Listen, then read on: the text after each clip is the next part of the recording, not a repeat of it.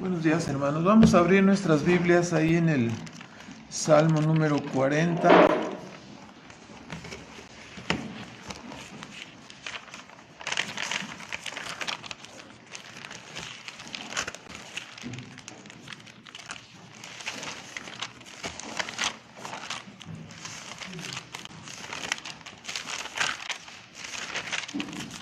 Ya no lo encuentro, pero aquí está.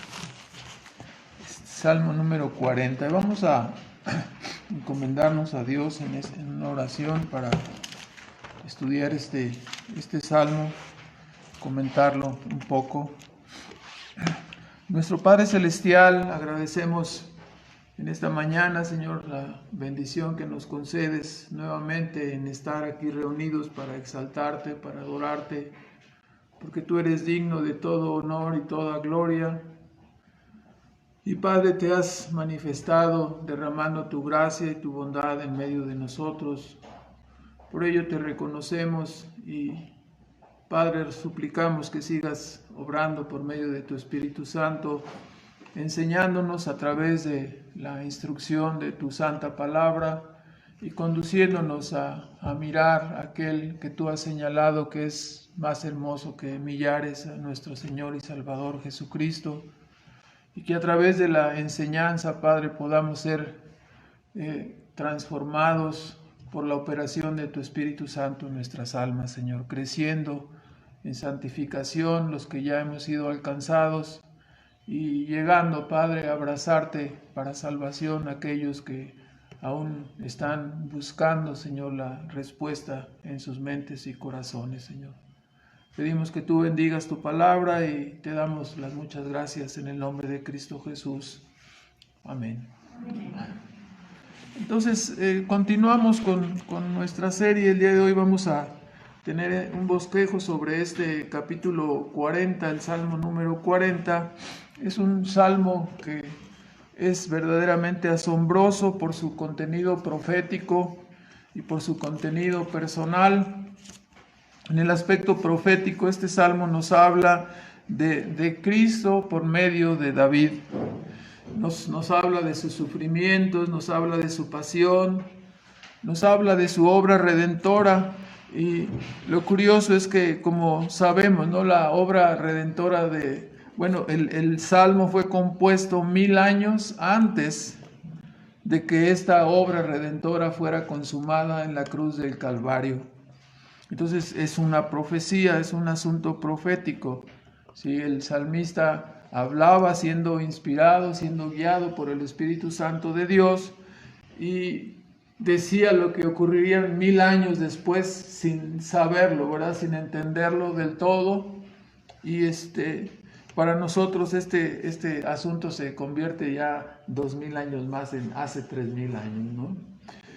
Asimismo, este salmo corrobora de una forma contundente la posición subordinada de la ley en el proyecto divino de la redención, ¿verdad? Todos aquellos que quieren colocar la ley como algo importante y crucial, en el sentido de que por ella pueden obtener salvación, se han equivocado, ¿verdad? Este salmo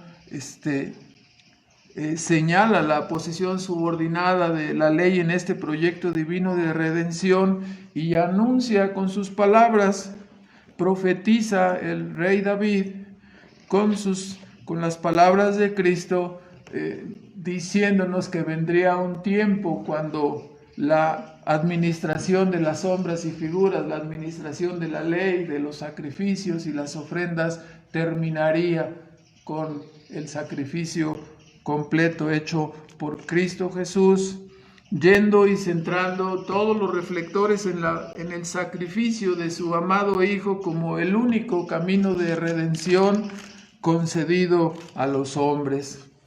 Entonces, este salmo profetiza estas cosas, lo que Cristo haría, el fin de la ley como ayudante en el sentido, ¿no?, de muchos pusieron sus ojos en la ley y en los sacrificios pensando que de esa manera obtendrían la salvación, pero no escuchaban la voz del salmo, ¿no?, que indicaba que no estaba en la ley la salvación, sino siempre ha estado y solamente estará en la persona y en la obra de Cristo. Claro, esa profecía, como toda palabra de Dios, es una profecía verdadera. Me refiero a que es una profecía que se cumple, es una profecía cumplida, no son meras semejanzas o meras aproximaciones, como dicen, no, la señora Dickens o fulano de tal, Nostradamus, dijo que casi le atina, ¿no? Casi una aproximación, y dijo que iba a haber una destrucción y ya ven, ya la hubo, pero nada exacto como lo que tenemos en las Escrituras, ¿no? No una vez, sino muchísimas veces. La profecía bíblica es verdaderamente asombrosa, ¿no? Cumplida en todos sus aspectos. Ahora el Salmo nos habla también en un aspecto personal y nos deja ver la alegría y el gozo de Cristo en su obediencia a la voluntad del Padre. Es algo muy importante que miremos, ¿no? La obra que había de hacerse era una obra que significaría la completa humillación y el completo vaciamiento de Cristo como Señor y dueño, como Señor soberano, para tomar una naturaleza humana y efectuar el acto de la redención. Ante esa perspectiva, Cristo dice, el hacer tu voluntad me ha agradado, ¿no? Ahí está mi gozo, ahí está mi placer.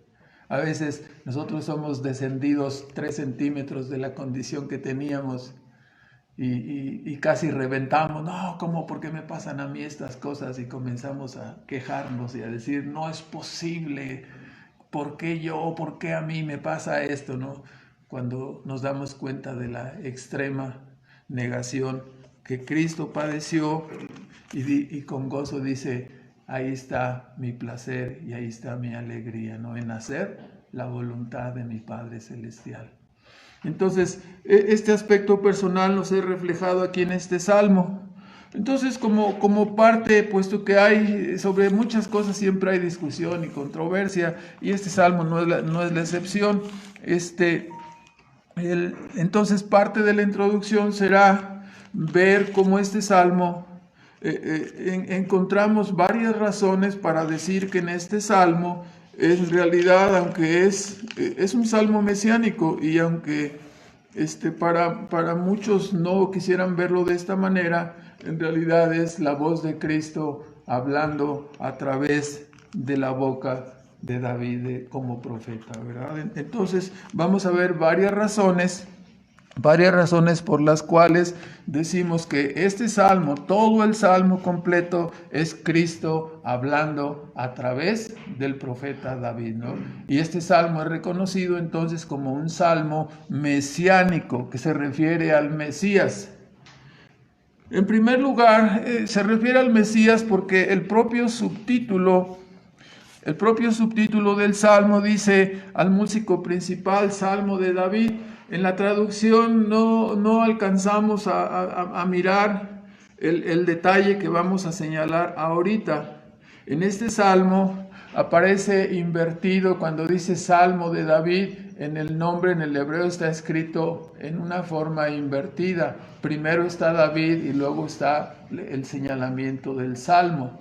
O sea, el Salmo, el subtítulo debería haberse traducido como Salmo referente a David. Y muchos podrían decir, bueno, pues nos dejas en las mismas, es un Salmo referente a David.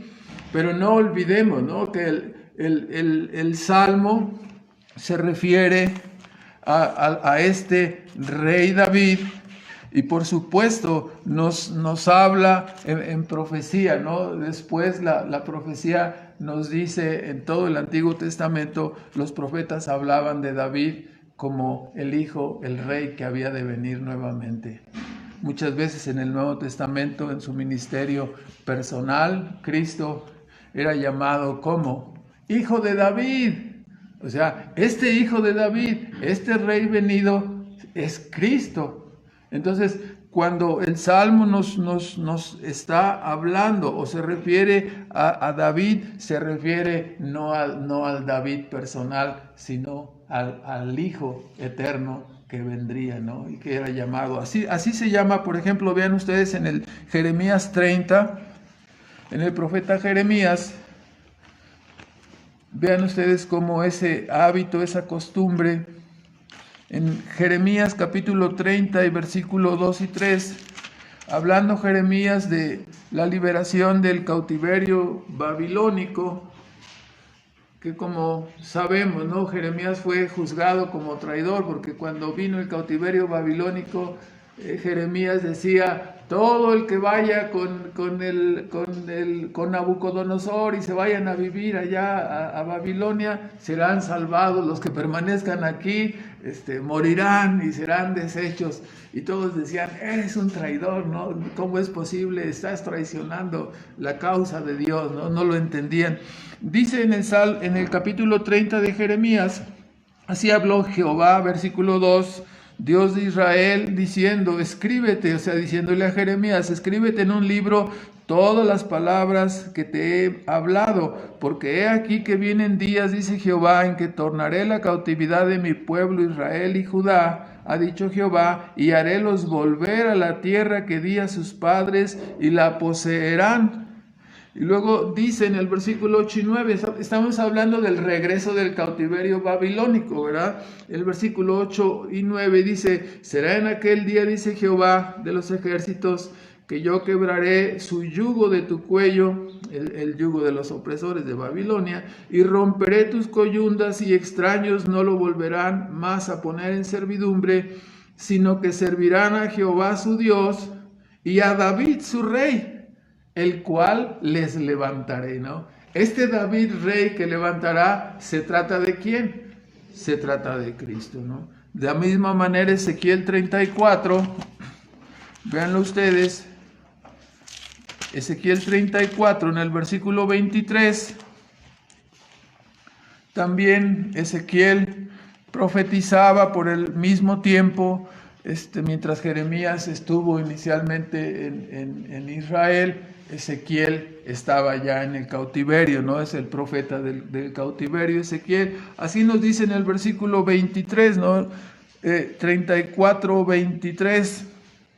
Despertaré sobre ellas un pastor sobre sus ovejas. Dice: ya no será como los pastores malvados, sino que yo despertaré a un pastor importante, ¿no? Dice: un pastor, él las apacentará. ¿Y quién es el que apacentará las ovejas de Dios de mejor manera? Dice: a mi siervo David.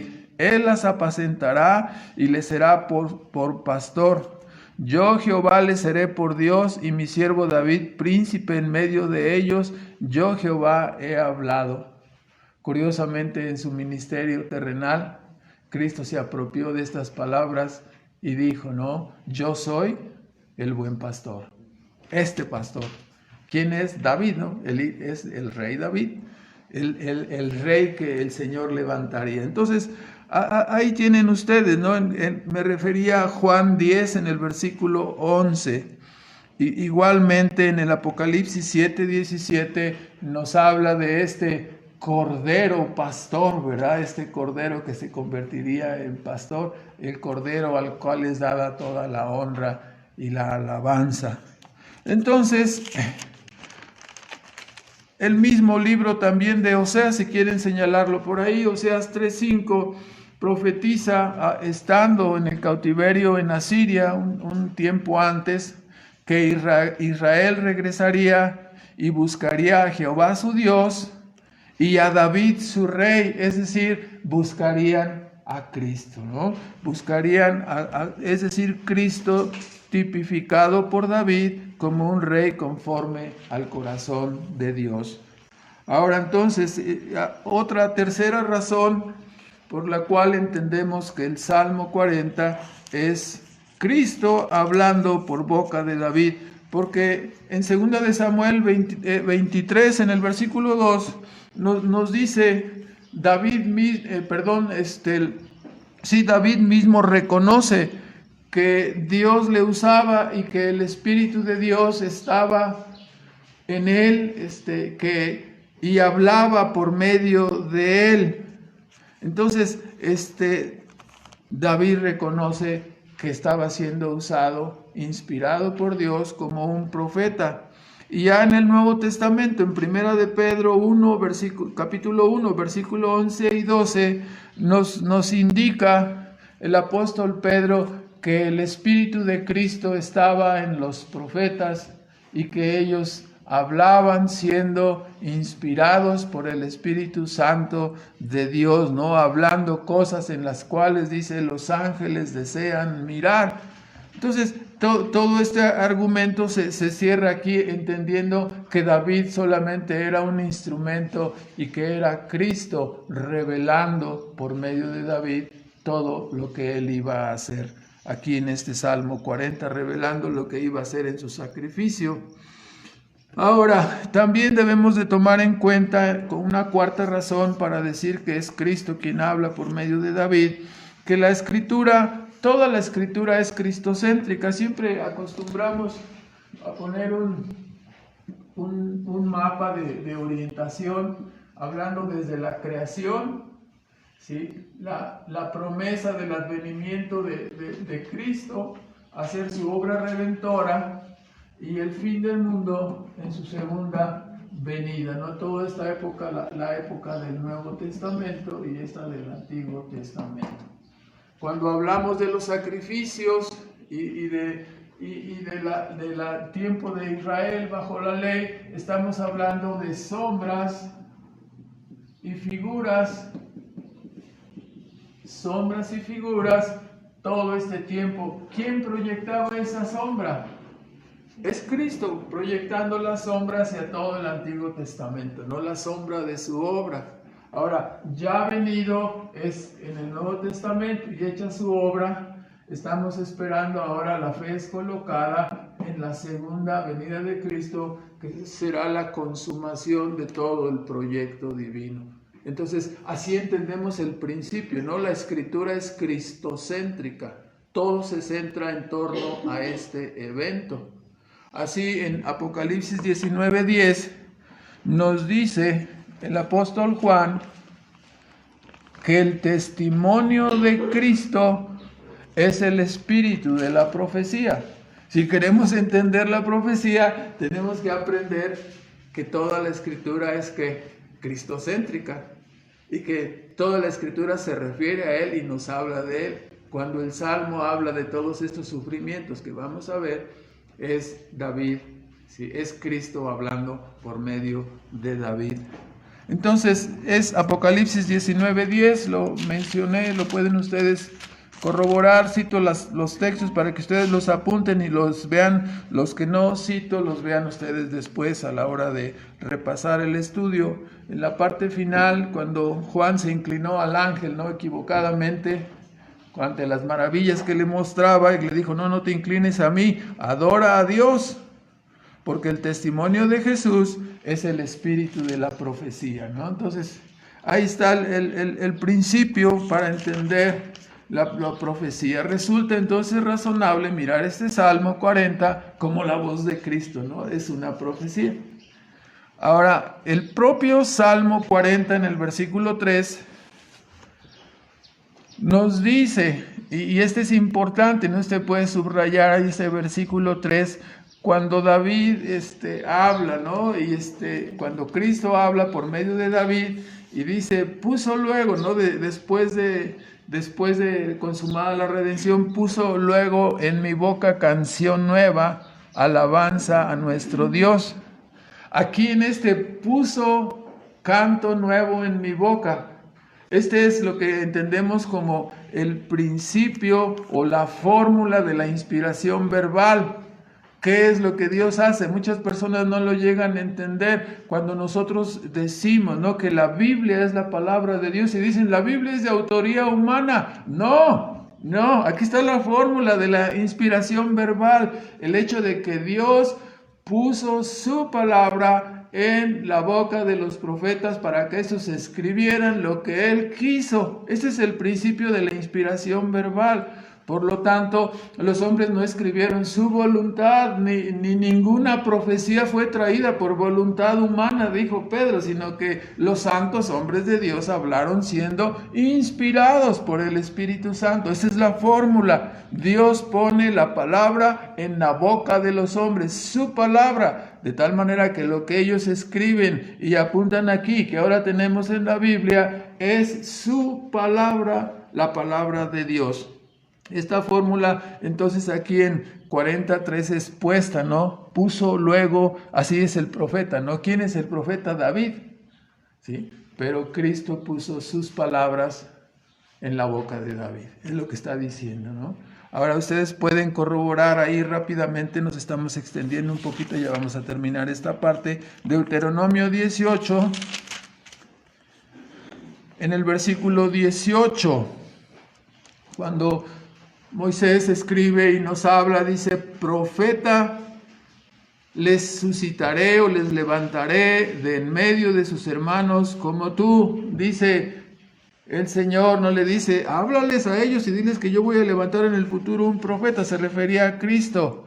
Y dice: y pondré, aquí está la fórmula de la inspiración verbal otra vez, y pondré mis palabras en su boca, y él les hablará todo lo que yo le mandaré. ¿Sí? Todo lo que el Señor le manda al profeta, eso es lo que el profeta habla y eso es lo que el profeta escribe. Todos los profetas podemos distinguirlo, ¿no? Siempre Jeremías decía, usted puede, traigo los versículos anotados aquí, Jeremías 1:9, Jeremías 5:14, vino a mí palabra de Jehová y me dijo, y anótale. Esa es la fórmula, ¿no? ¿Sí? ¿Quién escribe? Jeremías, él es el profeta. ¿Sí? ¿Qué escribe? ¿Lo que se le antoja? No, lo que Dios le manda, ¿no? Vea usted ahí el texto, ¿no? Jeremías 1 y en el versículo número 9 dice: extendió Jehová su mano y tocó mi boca, dice Jeremías, y díjome Jehová: he aquí he puesto mis palabras, ¿no? Las palabras de Dios en tu boca. Jeremías 5:14. Por tanto, así ha dicho Jehová, Dios de los ejércitos, porque hablasteis esta palabra, he aquí yo pongo en tu boca mis palabras por fuego y a este pueblo por leños y los consumirá, ¿no? Entonces, la fórmula profética está aquí, de donde derivamos que esta es una razón más también para decir, ¿sí? Que ve ahora en Hebreos 9, por favor. La última razón para entender que el que está hablando aquí es Cristo por medio de David es precisamente la interpretación que hace el apóstol Pablo aquí en su carta a los Hebreos.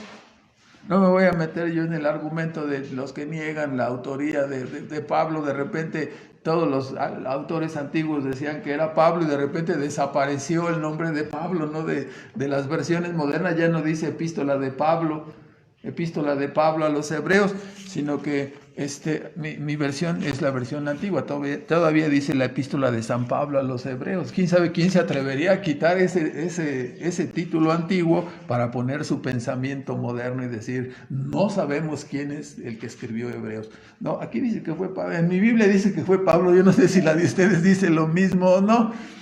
Pero bueno, el argumento aquí está, la palabra dicha en Hebreos 10, vamos a hacer una lectura corrida de la interpretación que hace Pablo aquí en Hebreos del Salmo 40, citándolo.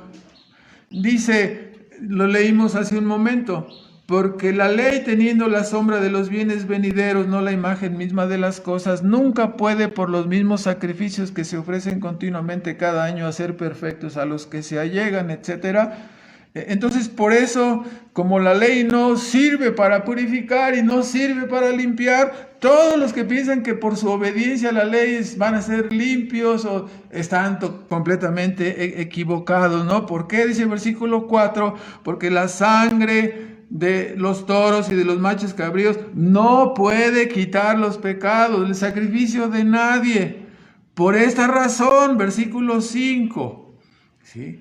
Entrando en el mundo, Cristo dice, ¿no? En su encarnación, sacrificio y ofrenda no quisiste, mas me preparaste cuerpo, ¿no? Y en ese cuerpo Cristo rindió su obediencia, o lo vuelve a decir, primero mencionó sacrificios y presentes, ahora dice holocaustos y expiaciones por el pecado. ¿Qué dice? No te agradaron.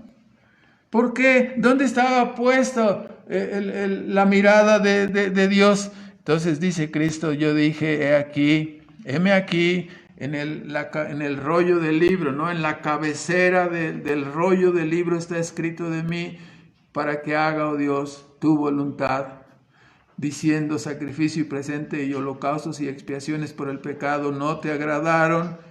Sí, todas estas cosas se ofrecen según la ley. Entonces yo dije, dice Cristo, heme aquí para que haga, oh Dios, tu voluntad. Quita esto primero, las leyes, sacrificios, para establecer lo postrero.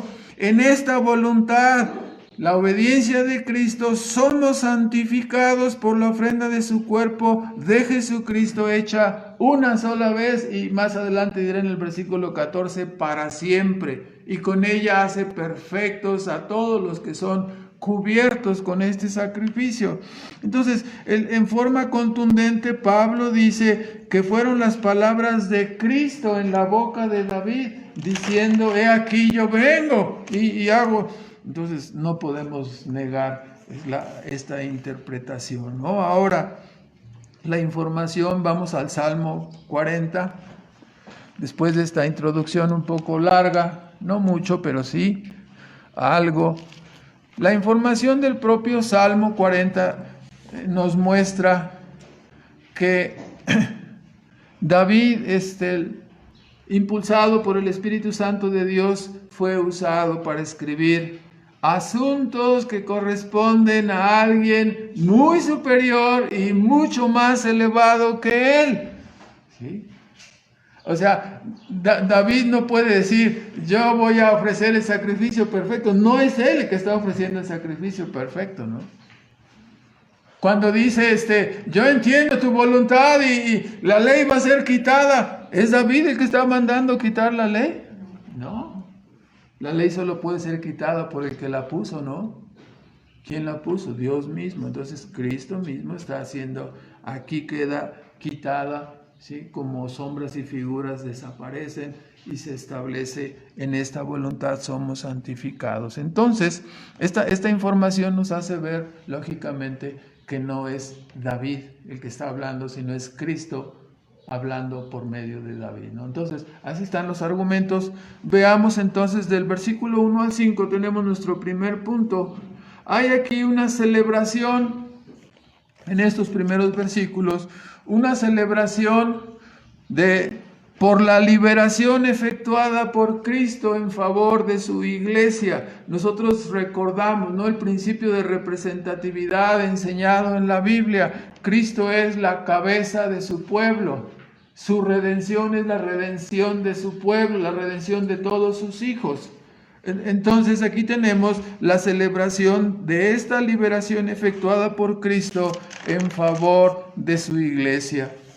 Dice él, hablando Cristo entonces en este Salmo 40, si pónganlo en su mente, Salmo de Cristo, resignadamente, o en la versión 60, pacientemente esperé. Una de las principales, ¿no?, características del ministerio de Cristo fue exactamente la paciencia. Esta forma de decir resignadamente esperé, en realidad es como un hebraísmo, es decir, esperando, esperé. Así es, está junto, ¿no? Entonces es traducido así, pacientemente esperé o resignadamente esperé. Especialmente si consideramos al hablar de la paciencia como una característica principal en el ministerio de Cristo, nosotros hemos de considerar la persona. ¿Quién es la persona que está desarrollando la salvación? ¿Quién es la persona que está ejecutando la redención? ¿Sí? ¿Es Dios? Humillado en grado máximo, ¿no? Vaciado a sí mismo, habiendo tomado una naturaleza humana sin dejar de ser Dios y desarrollando esta obediencia. Entonces, imagínese su condición de humillación.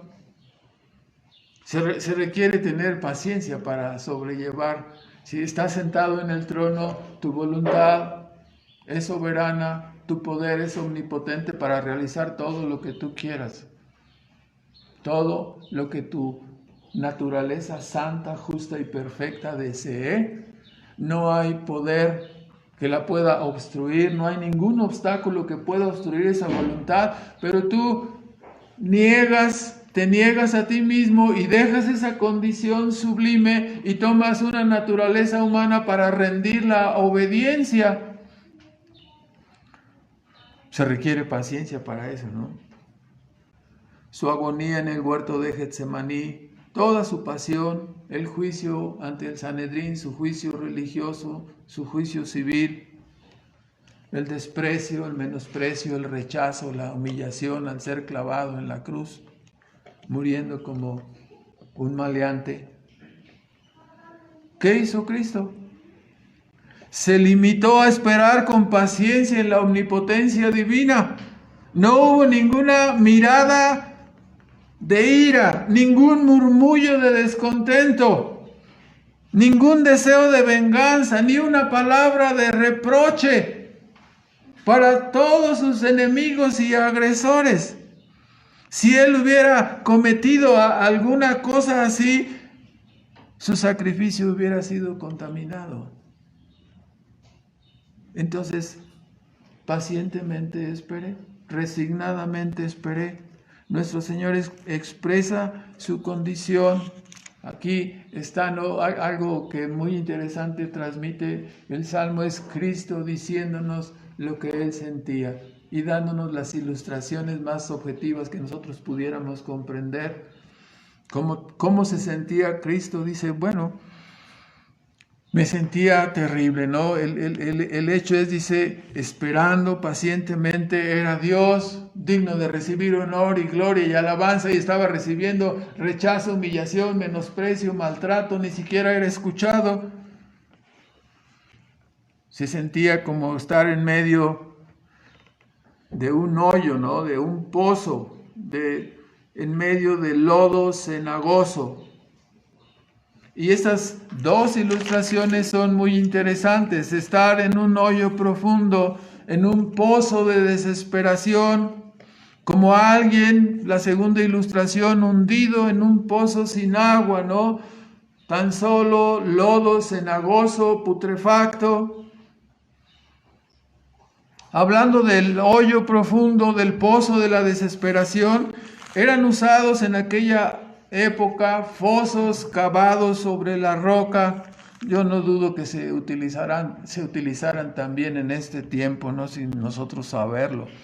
Usados en aquella época eran fosos pues excavados en la roca sin más apertura que un agujero en la parte superior. Las personas presas eran bajadas ahí con cuerdas. No había manera de salir de ese lugar.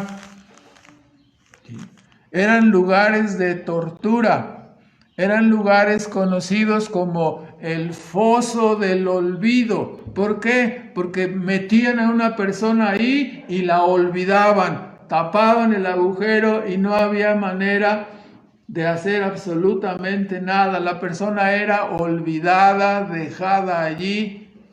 Era terrible, los presos eran puestos en ese lugar. Esto era algo así como la antesala de la muerte, ¿no? La oscuridad terrible. Claro que no había sanitarios, ni papel de baño, ni ninguna otra cosa que usted pudiera imaginarse, ¿no? Si te echaban ahí, era la pérdida de toda esperanza de vida. Olvidado, nadie te iba a sacar. era la antesala de la muerte. El otro lugar, ser hundido en el lodo cenagoso. Tenemos la ilustración de Jeremías 38:6. Dos veces en su ministerio, por hablar, Jeremías hablando y diciendo,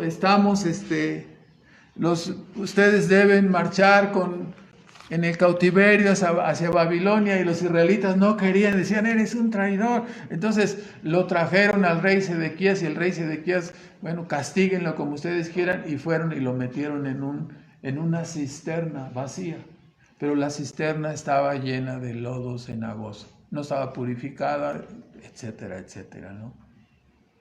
Así que 38:6 de Jeremías dice que cayó en el lodo, ¿no? Comenzando a hundirse. Ese lodo cenagoso, ¿no? Es la imagen, ¿no? Es la alusión que Cristo toma aquí para hablar, ¿sí?, de cómo se sentía Él. Y estas cosas, por supuesto, no llegan, no llenan, son una imagen solamente, pero debemos entender, ¿no?, la imagen espiritual de un infierno eterno, sin esperanza, separado de Dios por el pecado imputado, se encuentra en esta expresión, ¿no? Olvidado, dejado, separado. Entonces, aquí está expresando nuestro sustituto estas cosas. ¿Qué es esta condición? Una condición de carencia absoluta de todo consuelo, sea físico, moral o espiritual, que pudiera hacer llevadera su situación. Estaba olvidado, hundido. Nuestro Salvador soportó con paciencia la terrible maldición que el pecado acarrea. Al final comentaremos esto, ¿no? Así debemos mirar al pecado, junto con la terrible maldición que esta falta, este pecado acarrea. Era algo parecido, dice Cristo, a estar en el hoyo o hundido en el lodo cenagoso. Así en el versículo 1, cuando dice que oró, ¿no?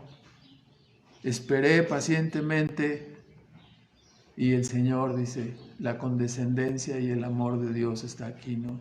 Y el Señor se inclinó a mí y oyó mi oración, ¿no?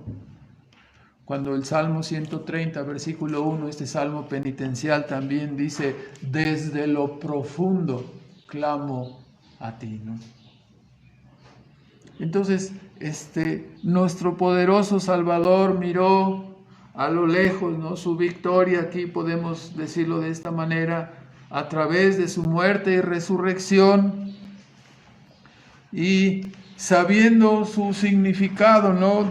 Después dice, me sacaste del lodo cenagoso y me pusiste sobre la peña y enderezaste mis pasos, y has puesto en mi boca una canción nueva, alabanza a nuestro Dios, el propósito redentor consumado por Cristo, ¿sí?, levantado en su resurrección de la muerte, ¿sí?, y de la maldición. Ahora, el significado de su obra está consumado, ¿no? Es el triunfo eterno de Dios, la vindicación de la justicia y de la santidad y la misericordia de Dios. El canto de Cristo ahora es un canto de victoria. La obra que el Hijo vendría a ejecutar en el tiempo significaría un faro de luz y esperanza y un lugar seguro para que su pueblo descansemos nuestra fe y nuestra confianza en Él, ¿no? Dice, esta canción nueva, dice, traerá alabanza a nuestro Dios, la gloria a Dios por la salvación de cada uno de sus hijos escogidos. Bienaventurado, dice el versículo 4, aquel, ¿no? Esta palabra, el hombre, en la traducción en el hebreo significa algo así como bienaventurado el valiente, el osado, que puso su confianza en Jehová. ¿Te imaginas venir a este mundo caído, ¿no?, gobernado y controlado por el enemigo. Tú solo, con esa misión de consumar esta obediencia perfecta, ¿sí? Obtener la victoria, ¿sí? Y con ello el camino de salvación para todos sus hijos.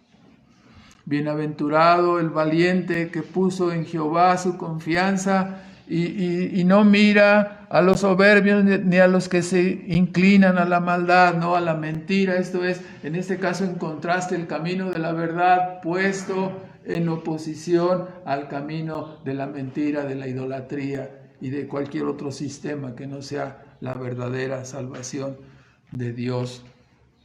También el versículo 3 nos habla un poquito de cómo es la salvación de los hijos de Dios. Dice, verán esto muchos, temerán, vendrá el temor de Dios a sus corazones y entonces se volverán a Él, ¿no? Oír, ver, ojos y oídos para ver, ¿sí?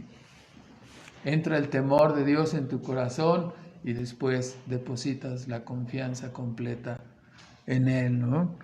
Dichosos entonces los valientes, literalmente el valiente, el guerrero capaz de poner su confianza en Él. No en vano Cristo dijo en el Nuevo Testamento en su ministerio terrenal, en Mateo 11, en el versículo 12, ¿sí?, que el reino de los cielos es de los valientes, el reino de los cielos es de los osados. No se requiere dejar la vida presente, dejar todo este mundo, y si tú quieres ganar tu vida aquí, ser el rey y el señor de tu vida y hacer lo que quieras aquí y rechazar y olvidarte de Cristo, perderás eternamente. Y como todo, la corriente de este mundo marcha en favor del mal. Si tú quieres seguir el camino de la verdad, significará ir contracorriente. Vamos a correr donde corren todos, pues es más fácil, te vas en la misma corriente, te lleva, ¿verdad? Pero ir contracorriente es un valiente, un guerrero, ¿no? En esta portentosa obra nos dice, nos dice algo maravilloso, ¿no? Es una alabanza, dice, con esta obra has aumentado, Jehová, Dios mío, tus maravillas, en una forma sincronizada, ¿no? Hablábamos hace un momento, ¿no?, de este asunto. Sobrepasa con mucho la obra redentora a la obra de la creación. Sobrepasa con mucho la obra redentora a la liberación que el Señor hizo de Israel en el desierto, aunque les haya dado pan, aunque les haya dado carne, aunque les haya dado agua. Todo es un sustento temporal. La obra redentora tiene un carácter eterno. Se trata del perdón de pecados, de la justificación perfecta. Se trata de la liberación eterna por la obediencia de un sustituto divino y humano. Por eso la expresión y la celebración de Cristo es: has aumentado, Jehová, tus maravillas y tus pensamientos para con nosotros, para con los hombres. Es algo que necesitamos oídos para oír y ojos para ver, para darnos cuenta de esto. Si quisiéramos enumerar la misericordia y la grandeza de las cosas que has hecho por nosotros, no lo podremos contar. Si yo anunciare y hablare de ello, dice, no lo puedo narrar, no voy a terminar nunca de hablar de todo el favor. Desde la eternidad fue planeado tu redención. Desde la eternidad Dios miró el día de tu nacimiento, colocó cada una de las partes de tu cuerpo, del cual tú continuamente te jactas y te enseñoreas. Dios lo puso, Dios lo hizo, cada una de estas cosas. Él preparó exactamente la mezcla que te determinó en tu físico como eres, y pensó mucho más allá de aparte de tu vida terrenal, pensó en tu eternidad y vino y se ofreció para redimirte. Esto es lo que Cristo ha hecho con nosotros, sus hijos. Cuando las personas dicen, ¿por qué adoran? ¿Por qué sirven? ¿Por qué quieren dedicar su vida a Dios? Porque Él hizo todas estas cosas por nosotros. Porque pensó en nosotros, como vamos a ver al final en este salmo, ¿no? Con razón Pablo, cuando habla de este tema en 1 Corintios 1:30 y 31, nos dice: Cristo, sabiduría de Dios, aunque para los hombres es locura, para otros no, es tropezadero para los judíos, y para el hombre, al griego, al sabio, le parece como la redención. No es por el conocimiento, es como por un sacrificio. Al griego y a los sabios griegos les parecía un absurdo, ¿no? A los judíos tropezadero porque tenían sus ojos en la ley. Pero Cristo, dice Pablo, es la sabiduría de Dios. Le ha placido, así ha sido creado y hecho este mundo. Es una película con un solo estrella. Es una película con un solo redentor. Es una película maravillosa, donde todos los reflectores se centran en la persona y en la obra de Cristo. Así es este mundo. Cuando tú eres traído a la salvación, entras en tu lugar para contemplar esta maravilla. Podemos unirnos en la alabanza de nuestro representante y Salvador y decir juntamente con Él: sí, Señor, has aumentado tus maravillas más allá de lo que cualquiera siquiera pudiera imaginar. Como dijo el profeta Isaías, capítulo 55, versículo 9: como son más altos los cielos que la tierra, así tus pensamientos son más altos que nuestros pensamientos. No hay comparación. La mente natural no puede comprender la largura, la anchura y la profundidad del amor de Cristo manifestado en esta sustitución maravillosa hecha en la cruz del Calvario. Comparado con el mundo venidero. Escúchelo, comparado con el mundo venidero, la creación temporal, su sustento, sus misterios, son como un juego de niños. Comparado con el mundo venidero, al menospreciar a Cristo, los hombres, dijo Pablo, queriendo ser sabios, viviendo una vida independiente y rebelde hacia Dios, queriendo ser sabios, dice, se hicieron necios, porque han cambiado la gloria del Dios incorruptible en semejanza de ídolos. Han preferido seguir su propio corto y efímero entendimiento en lugar de la sabiduría de Dios colocada en Cristo Jesús, el Hijo Divino encarnado, que fue despreciado y desechado.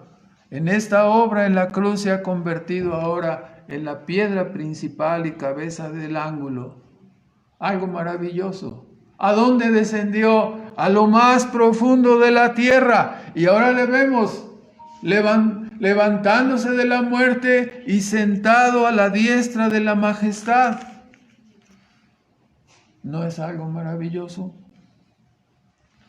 Cuando pensamos, ¿no? Y leemos la vida de José ahí en Génesis, cómo fue traicionado por sus hermanos, vendido, luego traicionado por el panadero, ¿no? Y el copero, se le olvidó al copero lo que había hecho por él. Y después de estar en la cárcel, sale de un estado denigrante, humillado, y es exaltado para ser puesto como la cabeza. Es la imagen, pero solamente es una figura. La verdadera exaltación es Cristo viniendo desde el cielo hasta lo más profundo de sufrir el infierno y la condenación por todo su pueblo escogido, para después ser exaltado y colocado, ¿no?, como a la diestra de la majestad. Entonces es maravilloso. Ahora aquí encontramos del versículo 6 al 8 en el Salmo 40. Solo el primero y el segundo punto están un poco largos, pero no tanto. Vamos al segundo punto, estamos todavía en tiempo. Y vemos aquí la fórmula y el secreto de la liberación. Hemos visto la celebración de la liberación efectuada por Cristo. Y aunque a nosotros no nos costó nada y la salvación es gratuita y es de gracia, el costo es infinito, ¿no? La humillación de Cristo. Ahora vean la fórmula y el secreto de la liberación.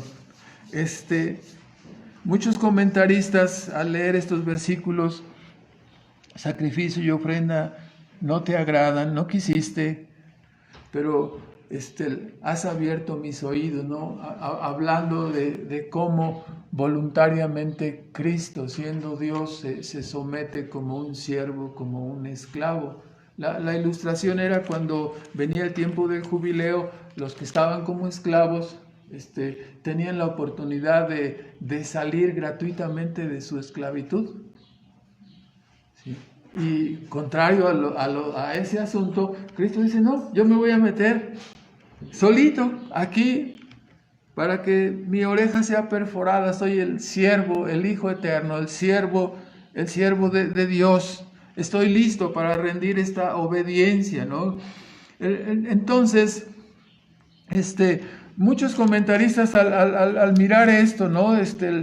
Dice, yo vengo, en el rollo del libro está escrito de mí en la cabeza de algunos hablan, ¿no? ¿De cuál libro habla, no? Y como Deuteronomio habla de que los reyes deberían estar sujetos en obediencia y tenían que hacer una copia manuscrita del Pentateuco, ¿no? De la ley de Dios. ¿Sí? Finalmente, lo que tenemos en el Pentateuco y lo que tenemos en toda la Biblia es la voluntad de Dios, ¿no? Voluntad que fue determinada antes, en la eternidad, y voluntad que fue revelada por medio de los profetas y ahora la tenemos aquí. El proyecto divino estaba hecho desde siempre. Si tú quieres ponerlo en el rollo del libro o en la Biblia misma, o si quieres ponerlo en la mente de Dios atrás, antes de que fuera entregado a los hombres, ¿no? Creo que soluciona este asunto porque dicen, ¿en cuál libro fue? ¿En cuál rollo? Ahora, muchos comentaristas se equivocan al tomar este pasaje donde Cristo habla de lo que vendría a ser de su obediencia, el hacer la voluntad, el rendir esa obediencia es lo que le agradaba a Dios y ahí está la redención misma. Y como en el Nuevo Testamento la palabra del Salmo no es transcrita literalmente, muchos comentaristas se desgastan queriendo igualar lo que dice el Salmo 40 con la enseñanza de Hebreos 10. Pero es un desgaste innecesario. ¿Por qué? Porque Pablo no está fotocopiando el Salmo 40. ¡Ojo! ¿Sí? Pablo no lo está fotocopiando. Pablo está interpretando como un apóstol el Salmo 40 y aplicándolo a la redención de Cristo. Entonces es lógico que haya una modificación de decir, aquí vengo. Se refiere a la encarnación, así dice, cuando Cristo vino, se encarnó para hacer su obra redentora. El apóstol Pablo no está copiando el texto del Salmo 40, sino interpretándolo bajo la inspiración del Espíritu Santo y enseñándonos. ¿Qué cosa nos está enseñando? Que la perspectiva divina de la salvación siempre descansó y siempre estaba planeada desde la eternidad en la obra que Cristo señala que vendría a realizar. O sea, esto no fue una ocurrencia, ¿sí? En esa obra que Cristo señala que vendría a realizar y en la cual Él se gozaba. Yo voy a hacer esa obra, ¿no? El hacer esta obra me ha agradado, está en mis entrañas, es mi gozo ir a hacerla, ir a realizarla. No, Cristo fue sacrificado y llevado en contra de su voluntad. No, Él dice, es mi gozo y mi determinación hacerlo. Me gozo en esto. Y notemos, ¿no?, que la simple lectura, como vimos en Hebreos 10, del 1 al 4, nos indica que Dios, ojo con estas cosas, hay que entenderlas y subrayarlas en su Biblia para que les enseñe a otros también, ¿no? Nunca Dios tuvo el propósito de salvar a alguien por medio de la ley, eran solamente sombras y figuras. Fueron dadas hasta que viniera lo perfecto, hasta que Cristo se encarnara y realizara su obediencia perfecta. Y en esta obediencia, en esta obra, está centrada el único camino de salvación que existe para los hombres. No hay otro. Cristo fue determinante y contundente al señalar en Juan 14:6, diciendo: porque yo soy el camino, la verdad y la vida. Dicen, ay, qué hermoso, qué bello. Y las palabras fortísimas. Y no hay, nadie puede venir a mí si no es de esta manera, ¿no? Más que de esta manera. Muchas personas, no, es que cada quien va, el concepto moderno, ¿no? El concepto pragmático. Yo me acerco a Dios como a mí me gusta. A mí me parece que Dios muy romántico, muy idealista. A mí me parece que Dios lo que debería de hacer es, hasta consejos le dan a Dios, ¿no? Escúchalo, por favor. Yo soy el camino y la verdad y la vida, y nadie viene al Padre si no es por mí. Este es el evento de eventos. Para esto fue creado el mundo. Para levantar en la cruz del Calvario al Hijo de Dios, para que todo aquel que crea en Él no se pierda, sino tenga vida eterna. Este es el misterio de la existencia, el misterio de la vida, el misterio de por qué estamos aquí. Algo maravilloso en esta obediencia de Cristo. Somos salvados en la obediencia del Hijo amado, y donde Dios encuentra su gozo en la obediencia de su Hijo, en la obra realizada por Cristo. Así nos dice, no solamente Dios se goza en esta obra, pero Hebreos 10:10 nos dice, en esta voluntad los creyentes somos santificados una sola vez y para siempre. No hay más sacrificio. Cuando la obra de Cristo cubre a una persona, todos sus pecados son limpiados. Esa es la razón de la transformación interna, la aplicación de esa sangre a la vida de una persona es la razón del arrepentimiento, la fe, la conversión y la obediencia de un verdadero hijo de Dios. Entonces, solamente así el hombre puede ser salvado del pecado y de la condenación del pecado. Así que escúchalo una vez más. No es la voz de ningún maestro terrenal, sino la voz del Hijo hablando aquí en este salmo, la voz del Hijo eterno, la que nos revela que el único camino y método divino de salvación es la fe en la persona y en la obra de Cristo. Ofrenda y sacrificio no te agradaron, no te gustan, no es lo que tú pides, sino solo te agrada, Dios mío, la obra perfecta de Cristo. Si tú quieres entrar al cielo, este es el único método, este es el único camino, no hay otro. En esto se agrada a Dios. De ninguna otra manera se puede entrar. Es el único pasaje, el único camino. Así lo dijo Cristo en boca de David, y así lo interpreta Pablo, ¿no?, en Hebreos 10. Entonces, habiendo dicho esto, ¿no?, entonces ahora procede a hablarnos Este es el mensaje. ¿Cuál es el mensaje que vino a pregonar Cristo? Solamente en mí hay salvación. Solamente ese es el camino en la obra que yo voy a hacer, en la redención que yo efectué. Así dice, anunciado he justicia en grande congregación, no detuve mis labios, Jehová, tú lo sabes, no encubrí tu justicia dentro de mi corazón, tu verdad y tu salvación he dicho, no oculté tu misericordia y tu verdad en grande asamblea, ¿no? Ahora su iglesia es encargada de proclamar este mensaje y perpetuar este mensaje hasta el final de los tiempos. Así le plació a Dios hacer una revelación creciente, ¿no? Desde las sombras y figuras hasta la luz completa y redimir y rescatar a su pueblo. No solamente Israel, sino personas de todo el mundo hasta el tiempo de su segunda venida, ¿no? Este es el proyecto divino. Cuando las personas dicen, ¿cuándo se va a acabar el mundo? ¿Y qué va a pasar? Aquí está, aquí está. El proyecto divino marca no solamente por qué hay una creación y por qué existe.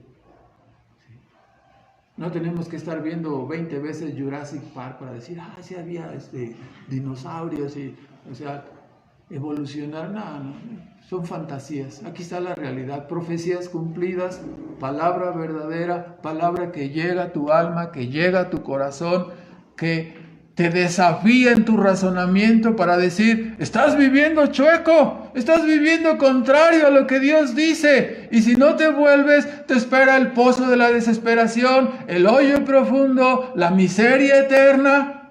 Ríete ahora, ríete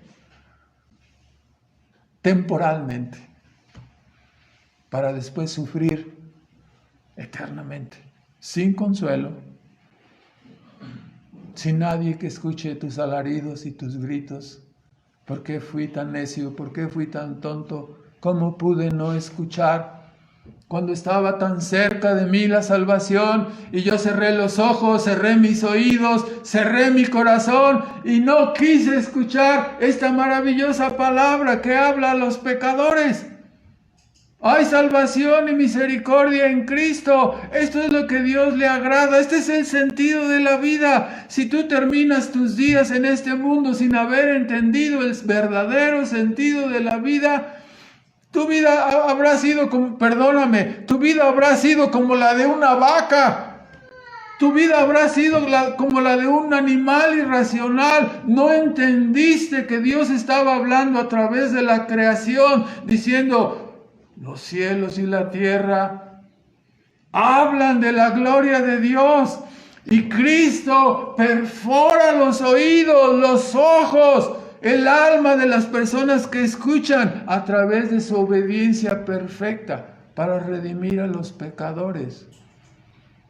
No habrá una sola alma en este mundo que no haya escuchado acerca del amor y la misericordia de Cristo al humillarse y venir a hacer esta portentosa obra para salvar a su pueblo. Continúa en el capítulo 40, versículo 11 al 13, en una forma muy breve lo señalamos. Del 11 al 13 vuelve a retomar Cristo la parte de sus sufrimientos, haciendo en una oración, ten misericordia, si no apartes de mí tus misericordias, porque comienza a decir, me han cercado males hasta no haber cuento, me han comprendido, alcanzado mis maldades, imputadas por supuesto en el sustituto, no puedo levantar la vista, se han aumentado más que los cabellos de mi cabeza, mi corazón me falla, quieras tú librarme. Puede usted imaginar, ¿no?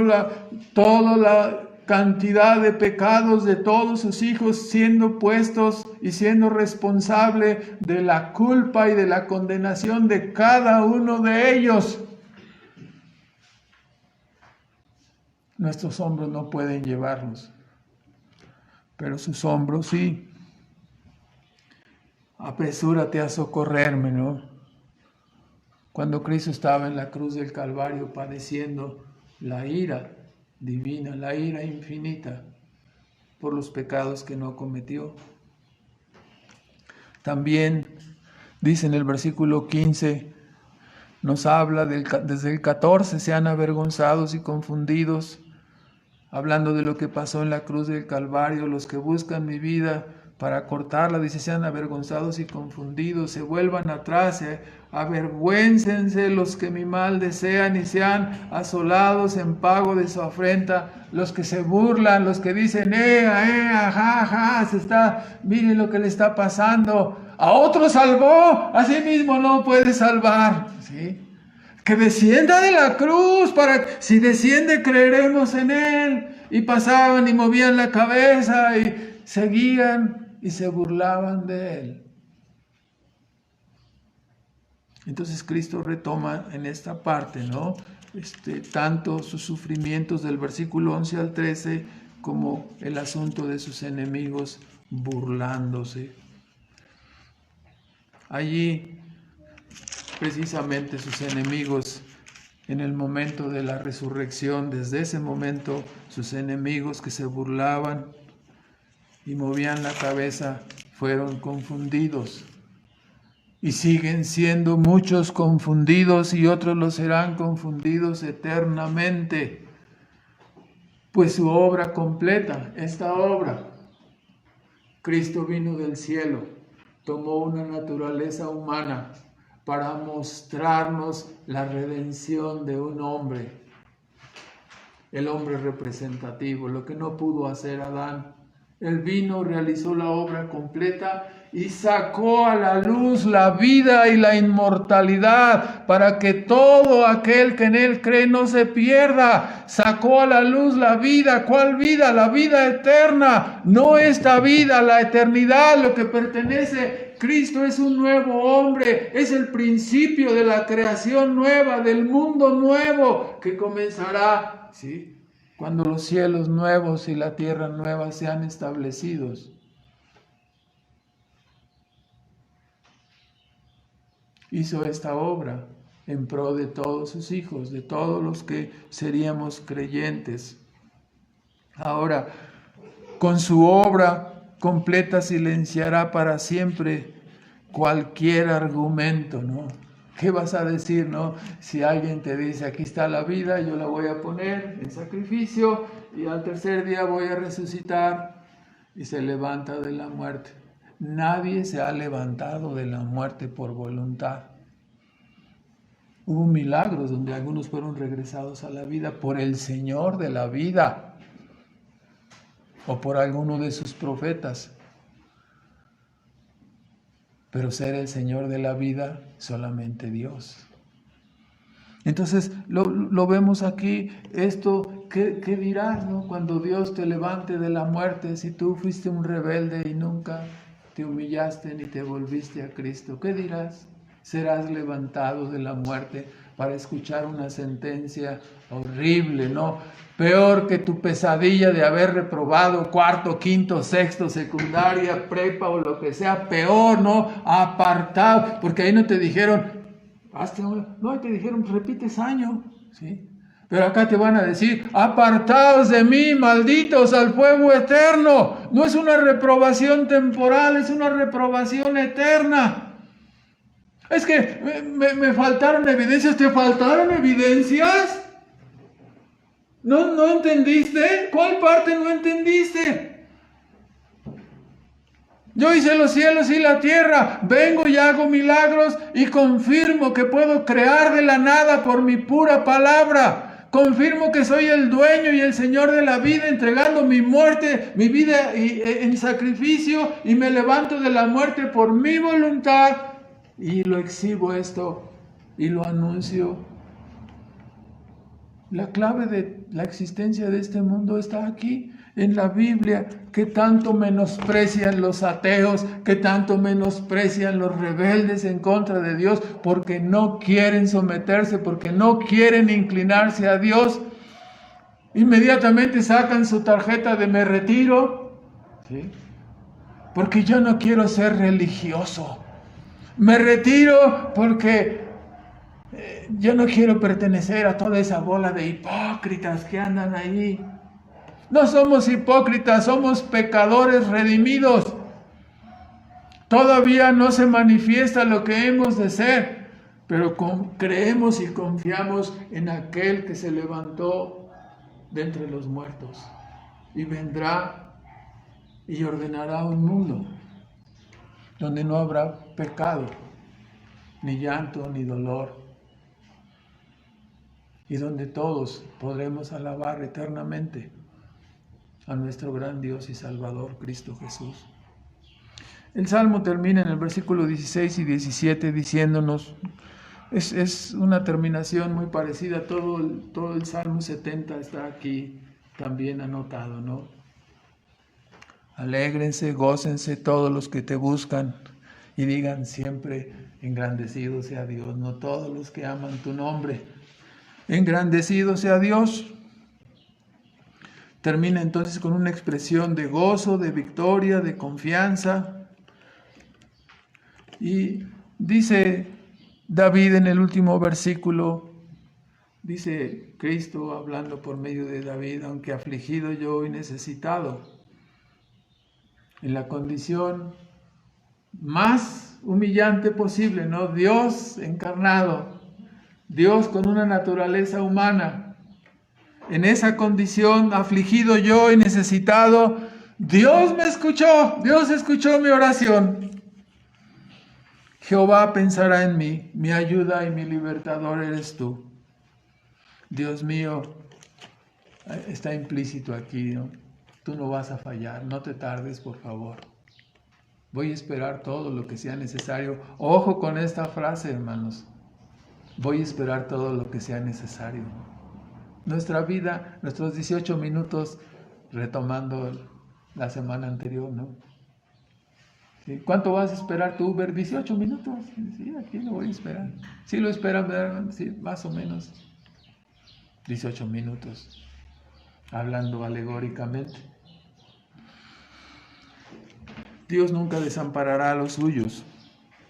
Así como Cristo no fue dejado ni abandonado, sino que fue resucitado y exaltado, así también lo seremos todos sus hijos.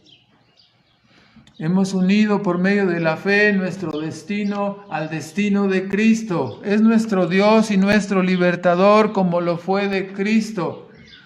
Aunque por un poco de tiempo padeceremos, nunca seremos abandonados. Nuestro Señor y Salvador tomó sobre Él el abandono y la condenación eterna que nuestros pecados merecían.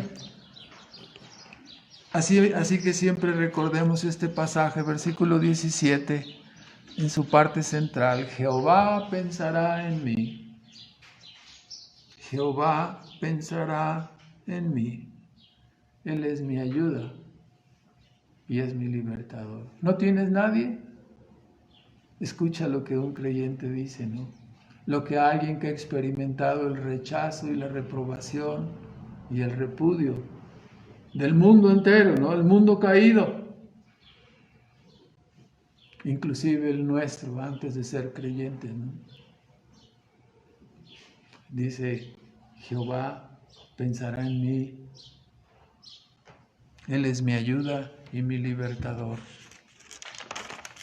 Está en el cielo ahora, en gloria, en exaltación, en victoria, esperando que todos sus enemigos sean puestos por estrado de sus pies. En esto creemos y en esto confiamos. ¿Dónde ha sido hecho esto? Oh, Rey Agripa, no ha sido hecho esto en un rincón para que tú lo ignores. Yo sé que tú lo sabes, tú conoces los profetas. Por lo tanto, siguiendo el ejemplo de Cristo, digamos juntamente con Él, esperaré pacientemente. Jehová pensará en mí. Como el apóstol nos enseña en el libro de Hebreos, Cristo es el autor y consumador de nuestra fe. Entonces sigamos su ejemplo de gozo y paciencia en la obediencia. Y esperemos, ¿no? Como dice el Salmo, pacientemente. Vamos a concluir con algunos comentarios. En primer lugar, nos da grande gozo escuchar al patriarca Abraham siendo usado para bosquejar a nuestro Padre Celestial en la entrega de su amor, en la entrega de amor de su unigénito. Habíamos escuchado la voz de Cristo en el Salmo 16 cuando dijo: mi porción es Jehová, las cuerdas me cayeron en lugares deleitosos. Es hermosa la herencia que me tocó. Descansaré en paz, dice, descansaré en paz, reposaré confiado, porque no dejarás que mi cuerpo vea corrupción. Y ahora, ¿no? Escuchamos por medio de David revelarnos el gozo y el amor y la determinación de Cristo para cumplir su parte en la entrega de sí mismo como sacrificio redentor único y agradable a Dios. Solamente podemos decir, cuando Cristo vino a hacer su obra, vino con alegría y con gozo. Se llenó de paciencia, esperando siempre en la liberación, ¿no? De su condición, de su estado, de la condición de la imputación de todo el pecado, de sufrir la muerte, la pena, la ira eterna. Esperó pacientemente hasta ser traído y puesto a la diestra. Digno es el Cordero, es lo que se canta, ¿no?, en el Apocalipsis. Digno es el Cordero de todo honor y de toda gloria. Ha consumado con su obediencia perfecta la redención de los pecadores. No hay otro camino de salvación. Cristo nos ha puesto como hombre, ¿no? Jesús nos ha puesto el ejemplo de la obediencia que agrada a Dios. Ya el profeta Samuel nos había advertido con las palabras que dirigió a Saúl. Primera de Samuel 15:22, que Dios se agrada más de la obediencia que de los sacrificios. ¿Tiene Dios tanto agrado, dice, de los sacrificios como de que el hombre sea obediente? Advirtió que la rebeldía y la desobediencia son como pecado de adivinación e idolatría. Para aquellos que dicen, no, yo nomás soy rebelde contra Dios, yo no soy idólatra, yo no soy... No, como adivinación, como si fueras una bruja, como si fueras un idólatra. Así mira Dios tu rebeldía, así la mira tu desobediencia. No es algo ligero. Eres un enemigo de Dios. No es algo ligero. Pudiera ser aplastado en cualquier instante. En segundo lugar, nuestro pasaje censura no solo la ejecución legalista o religiosa de los sacrificios del Antiguo Testamento, sino que también podemos nosotros derivar, ¿no?, de estas palabras que censura nuestro pasaje la adoración evangélica hecha solo de labios, sin la entrega verdadera del corazón. El carácter inmutable de Dios exige de sus adoradores neotestamentarios, no solo de los del Antiguo, también los del Nuevo Testamento, nos exige no las migajas, sino la entrega completa de nuestras almas. Así que si no te quieres entregar, o sea, ten mucho cuidado, ¿no? En tercer lugar, indudablemente debemos aprender a mirar el pecado junto con sus consecuencias, no separado de ellas, ¿no? Porque a veces somos engañados y subyugados como el pez que está ahí en el mar o en el río, que le tiran un anzuelo puntiagudo, filoso, ¿sí? Pero lo tapan con un pedazo de carne o con un insecto, de alguna manera lo ocultan y el pez va con todas sus fuerzas y se le entierra el anzuelo, ¿verdad? De la misma manera el pecado nos es presentado encubierto, placentero. La única manera de verlo, ¿sí?, Nauseabundo es mirarlo con todas sus consecuencias de muerte eterna. Solamente mirándolo así podemos dejar de tener aprecio por el placer nauseabundo del pecado y podemos decididamente apartarnos de él y mortificarlo. Mientras no lo veamos de esa manera, estaremos engañados diciendo, es que disfruto esto, me divierto apartado de Dios. Sí, te diviertes, es un apartamiento eterno. Irás al hoyo de la desesperación, al pozo de la angustia, olvidado de Dios para siempre. Ni comida, ni bebida, ni consuelo, ni amor, nada para ti eternamente, nada. ¿Quieres padecer eso? El hoyo del olvido es solo una figura. Estamos hablando del infierno, ¿no? Terrible. Veamos el pecado, ¿no? Como Cristo lo presenta. No lo separemos de sus consecuencias. En cuarto lugar, este salmo muestra al creyente las herramientas disponibles para la hora de la prueba, las herramientas disponibles para la hora de la angustia y la necesidad. ¿Cuáles son esas herramientas? Orar y esperar.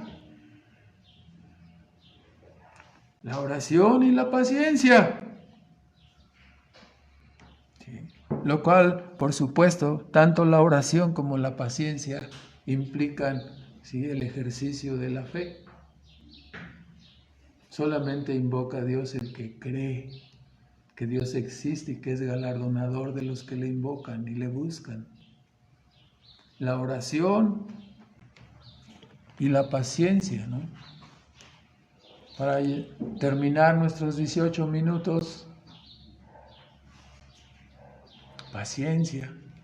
Algunos ya llevamos más de 11 o 12 casi, ya casi le vamos pegando más adelante.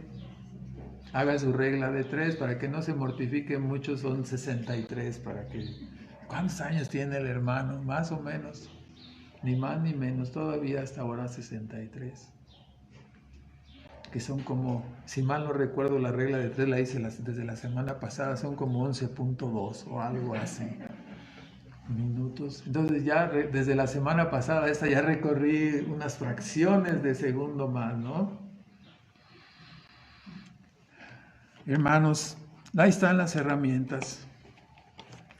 Oración y paciencia. Y siempre recuerda, hermano, el Señor piensa en nosotros. El Señor oye nuestras oraciones. Él es nuestra ayuda y nuestro libertador.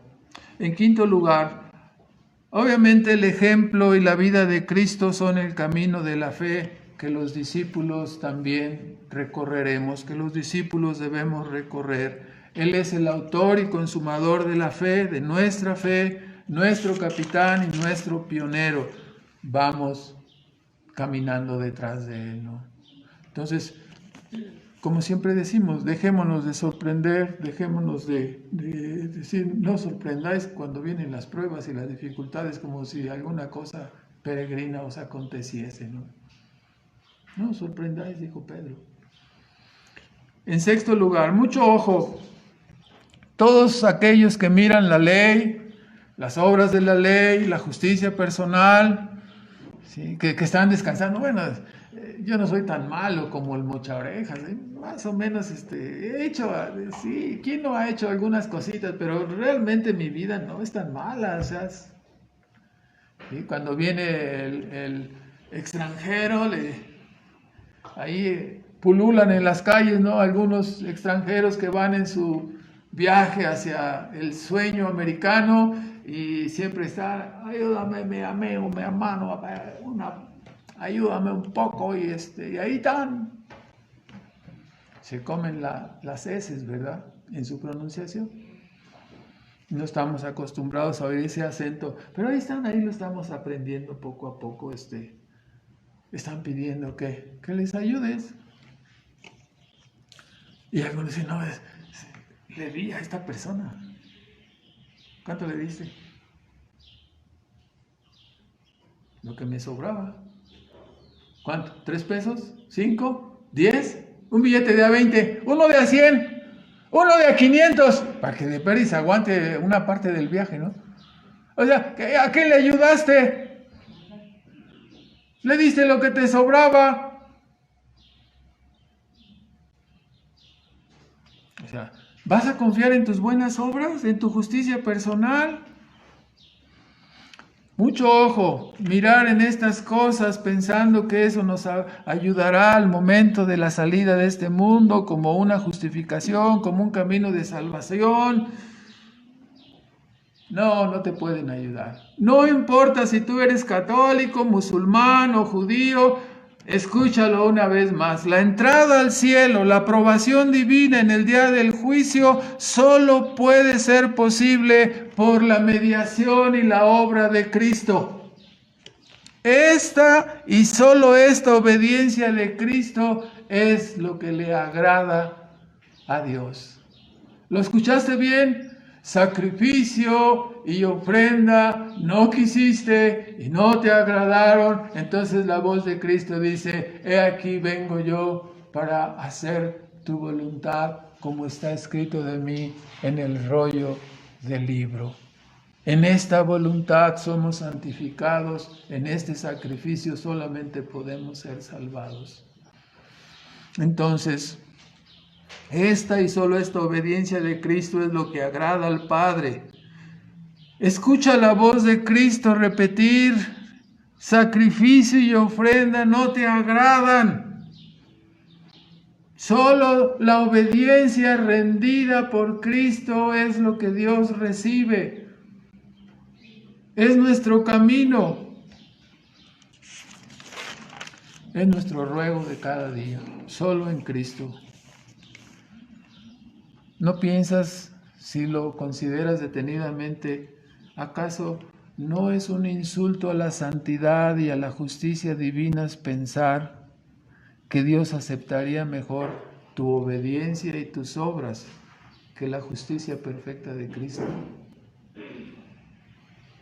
En séptimo lugar, debemos advertir a los pecadores: si no vienen a Cristo, su destino será el pozo de la desesperación, el lodo cenagoso y putrefacto del infierno, el hoyo del olvido eterno para quienes se rebelan y no obedecen a Dios.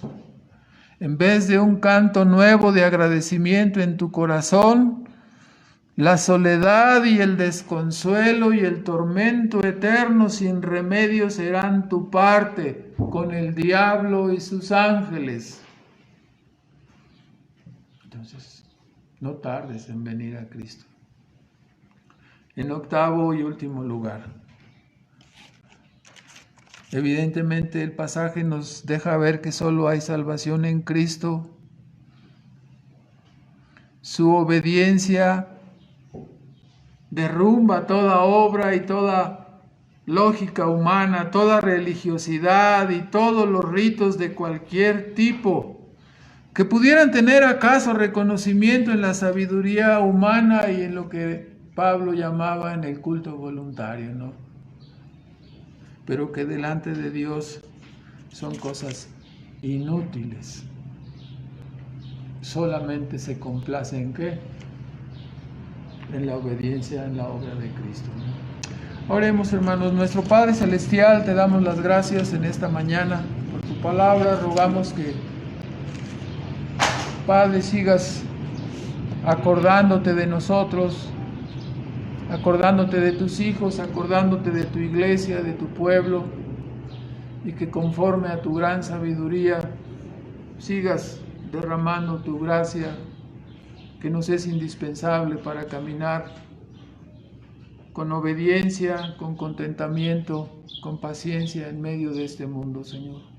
Gracias por dejarnos tu ejemplo, que siendo tu Dios tomaste una naturaleza humana y rendiste la obediencia perfecta, que es nuestro modelo a seguir, no los hombres, pero tú, nuestro único Redentor, que nos marca el camino de la fe y de la obediencia, Padre. Te damos gracias por ello. Suplicamos, Padre, que sigas llevando a cabo tu plan redentor, que a través de tu palabra llames a tus hijos, llames a los tuyos, confirmes a los que ya han sido rescatados y bendigas, Padre, a aquellos que están escuchando a través de los medios electrónicos, aquellos que escucharán el llamado de tu palabra. Padre, que seas misericordioso y compasivo con ellos, con nuestros familiares, amigos, con nuestros hijos inconversos. Tengas misericordia, Padre, y trates con sus almas. Ayúdanos, Padre, a perseverar y a dar buen testimonio aquí en este mundo hasta el tiempo que seamos llevados por ti a tu presencia, Señor. Gracias te damos por tu bendita palabra, que es verdadera comida y verdadera bebida. Te bendecimos en el nombre de Cristo Jesús y te damos las gracias. Amén.